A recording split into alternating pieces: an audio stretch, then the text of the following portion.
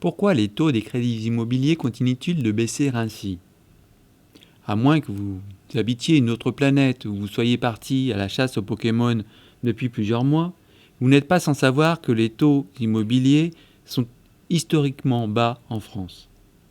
Il y a un an, en septembre 2015, le taux moyen pratiqué sur le marché était de 2,35% pour un crédit immobilier sur 15 ans.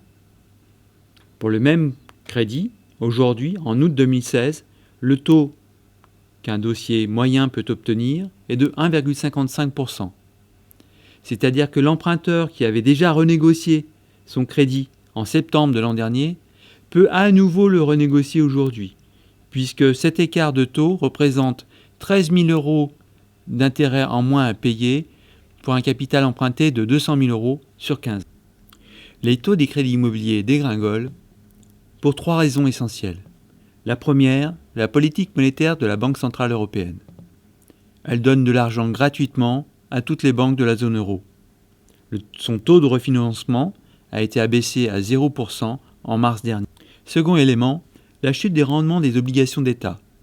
Ainsi, les OAT à 10 ans, les obligations assimilables du Trésor, qui représentent la dette française, voient leur taux de rendement chuter en un an également. Elles sont passées en moyenne mensuelle de 1,01% à seulement 0,17% au mois d'août. La chute de ces 2 derniers mois est liée au Brexit. Les investisseurs du monde entier préfèrent dorénavant investir sur des obligations libellées en euros plutôt qu'en livres anglaises. Tout ceci contribue à faire que les banques n'ont plus intérêt à refinancer la dette française, le taux de rendement étant trop faible.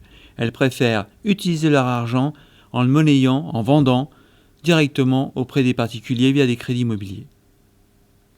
Enfin, dernier point, et sans doute le plus important pour la baisse des taux des crédits immobiliers, c'est la concurrence accrue entre les banques.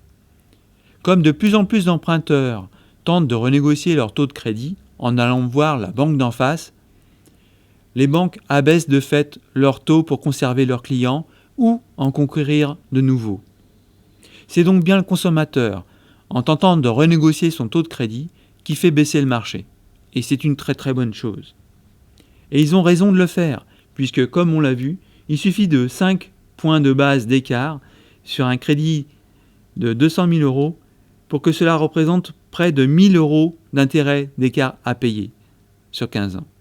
C'est juste énorme, donc continuez à le faire, faisons tous ensemble baisser les taux des crédits immobiliers et ne vous inquiétez pas pour les banques, leurs marges sont encore très très larges puisque pour elles, l'argent est gratuit et elles peuvent prêter l'argent qu'elles perçoivent de la BCE plus d'une dizaine de fois.